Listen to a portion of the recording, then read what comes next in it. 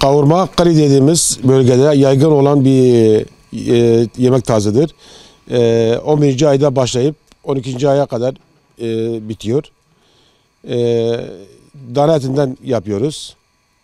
Ve daha lezzeti vermek için hayvanın iç yağını kullanma mecburiyeti var. Yani olması gerekir.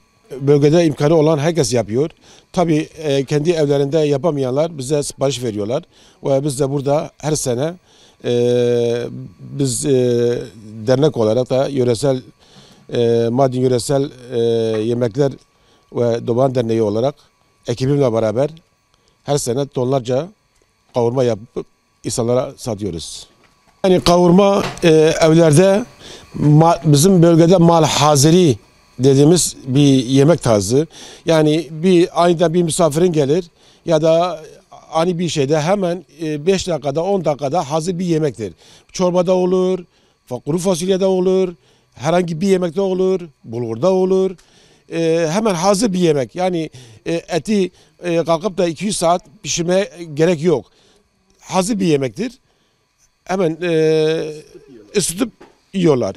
Yumurtayla yiyorlar. İlk önce biz besli bir hayvan alıyoruz. Güzel. Hazır kesip etimizi doğruyoruz. Kavurma yapmadan önce bir gün önce doğrayıp tuzlayıp çuvallara koyuyoruz. O kanı gitsin diye. Daha sonra kazanlara boşaltıp sürekli karıştırıyoruz. Yanmasın. Çok zahmetli bir yemek.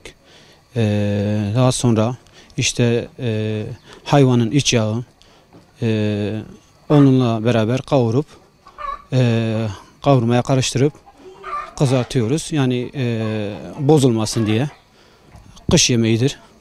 Çok zahmetli ve çok lezzetli bir yemektir. حمل دي بابيته خديش ترى جانكي خشر زيد هور دكن خوي دكن دخ كيسا براسي تليدن وما قال برا بنيدو وبزي خد حلين برا نافدد والتعبايه هي شات تعبايتنا تعبايه بر اري ولا الي اوكي خو جانا علي بيشيدكم وها